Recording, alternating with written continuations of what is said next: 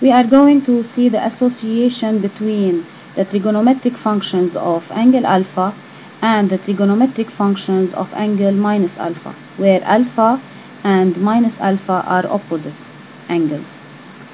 We draw the trigonometric circle whose radius is 1 unit, and we draw the cosine axis and the sine axis, and they meet at O. We go counterclockwise to draw angle alpha, where this side of the angle meets the circle at M. We project M on the cosine axis, we get the segment OA. So OA represents cosine angle alpha. We move counterclockwise to construct angle minus alpha, and the side of this angle meets the circle at point M prime. If we want to project M prime on the cosine axis, we are going to have OA as its cosine. So we represent cosine minus alpha equals to A.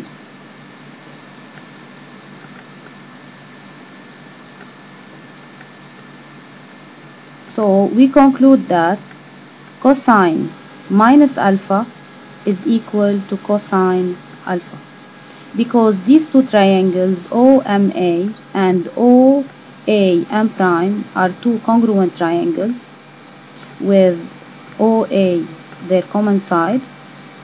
Therefore, we conclude that cosine angle minus alpha is equal to cosine angle alpha.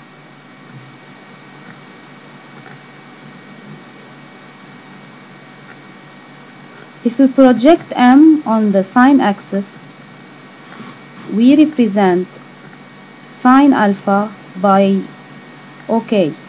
Segment OK represents sine of angle alpha. If we project M prime on the sine axis, OH represents sine minus alpha. If we look at these two triangles, OKM and OHM prime, these two triangles are congruent triangles. So OK and OH are equal in length. But OK is situated at the positive side of the sine axis, and OH is situated at the negative side of the sine axis. This is why OK is opposite in algebraic measure to OH. So they are represented as OK equals minus OH. We conclude that sine minus alpha is equal to minus sine alpha. We draw now the tangent to the trigonometric circle, and we elongate the side of angle alpha. It will intersect with the tangent at this point. So the tangent of angle alpha is represented by this segment. We elongate the side of angle minus alpha. It will intersect the tangent at this point. So tangent angle minus alpha is represented by this segment. These two triangles are congruent. Therefore, this segment is equal to this segment in length.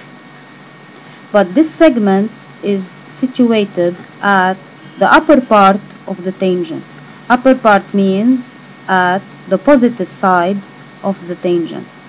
This here is situated, this segment is situated at the negative side of the tangent. So they are equal in measure, these two segments, they are equal in measure meaning length, but they are opposite in algebraic measure. This is at the positive side of the tangent, this is at the negative side of the tangent. So we represent tangent minus alpha as it's equal to minus tangent alpha.